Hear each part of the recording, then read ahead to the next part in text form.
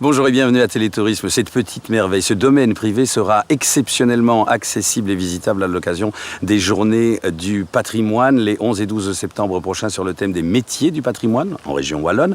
Alors cette petite merveille, elle a un nom, c'est le château Gemep à Argimont, aux portes de Marche en Famenne. Un château dont l'histoire est multiséculaire, qui était aussi une espèce de place forte. Il reste les douves, bien sûr, il reste la tour crénelée qui culmine à 25 mètres de hauteur. C'était le fief au XIIIe siècle de Jean d'Auchin, aux confins des comtés de Luxembourg et de Namur, et son rôle et son influence étaient considérables dans la région. C'est un centre de séminaire de luxe aujourd'hui. Les métiers du patrimoine, ils seront notamment illustrés à Verviers par des conférences, des promenades et l'ouverture de lieux exceptionnels, d'habitude eux aussi fermés au public. C'est le cas notamment de l'hôtel de Biolay où nous emmène Christophe Deneville.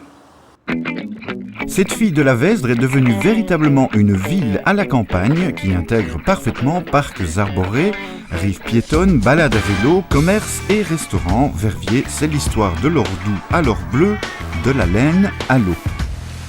Verviers, l'an 2010, ça sonne comme la capitale wallonne de l'eau. Et Verviers, dans son passé, ça sonne comme une ancienne ville extrêmement riche et qui devait sa richesse au textile. Aujourd'hui, on évoque pour vous ce que seront les journées du patrimoine. On y célébrera les métiers, l'école blanc et l'école bleue comme on dit. Et on commence avec l'archéologie à Notre-Dame des Récollets, en plein centre de la ville. Ce sont des fouilles qui ont été réalisées par le service d'archéologie de la province de Liège, donc qui a réalisé des fouilles pendant ici 1 mois et demi. Et lors de ces journées du patrimoine, l'archéologue qui a effectué ces fouilles présentera en quelques mots les découvertes et plus généralement le travail d'archéologue à l'occasion de ces fouilles. Et si vous entrez dans l'église, alors recueillez-vous devant la Vierge Noire qui, paraît-il, a plus d'un tour dans son sac. Suite au tremblement de terre, au miracle qu'il y aurait eu à Verviers, donc où la Vierge aurait bougé au moment de ce tremblement de terre, on a ajouté 2 travées à l'église, ce qui permettait en fait d'accueillir les pèlerins qui venaient voir la Vierge qui avait bougé. En fait. Prenez patience car on raconte que Notre-Dame bouge toujours, mais imperceptiblement. Autre métier, c'est le tailleur de pierre qui œuvre à l'hôtel de ville en pleine restauration depuis une bonne année.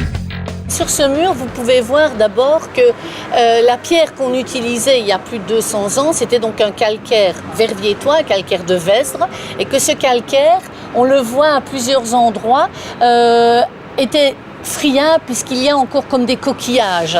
Donc le temps, bien sûr, la pluie, le gel, l'eau s'est infiltrée dans la pierre, elle a cédé à plusieurs endroits, et donc aujourd'hui, il faut la remplacer, soit on peut imaginer des greffes, comme on le voit par exemple ici, ou des greffons. On vient remettre une pierre qui est plus solide aujourd'hui, ou carrément, lorsque la pierre était trop abîmée, une pierre complète.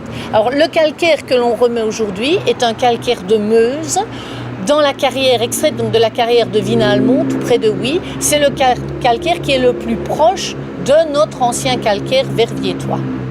Une des grandes familles de l'industrie de la laine, les Biolay, s'installent ici au XVIIIe siècle. 3 générations vont y séjourner et l'hôtel verra une des pages importantes de l'histoire de Belgique s'y tourner, les fiançailles de Léopold II et sa future épouse Marie-Henriette. Le métier d'archéologue du bâti sera mis en lumière dans cet édifice au passé riche et glorieux. Nous aurons la chance de recevoir l'archéologue qui a travaillé ici sur le bâtiment, Michel Dossogne, qui a réalisé donc un rapport très important en 2002. Le bâtiment était déjà classé, mais il fallait un état des lieux et c'est ce qu'elle a fait, donc l'observation du bâtiment, l'interprétation des données qu'elle a recueillies sur place. Et puisque vous serez sur place, faites profiter vos papilles avec le patrimoine verviétois de la bouche, gâteaux, tarte aux riz, macarons, chocolat et mobile sur le gâteau. Une expo contemporaine dans une jolie maison du haut de la ville. Audrey Plunus et Jean-François Constant vous invitent à une promenade plutôt minérale. C'est une maison de 1884, donc assez typique des maisons bourgeoises verviétoises. Donc nous, on a entièrement rénové la maison et on l'a transformée en une maison galerie et chambre d'hôte parce que nous avons 2 chambres d'hôte au 2e, 3e. Mais nous avons conservé tous les matériaux d'origine et la conception architecturale de la maison. Jean-François Constant, c'est un artiste de Villers-le-Temple, donc du côté de Nandrin. Ça, j'y tenais d'avoir un artiste de la province de Liège. Et c'est un amoureux du voyage, donc c'est quelqu'un qui voyage énormément, qui est un vrai vadrouilleur, et alors qui ramène des perles, des pierres d'ailleurs. Et c'est vraiment une belle découverte pour le public. On a l'impression de voyager à travers ses créations. Et voilà.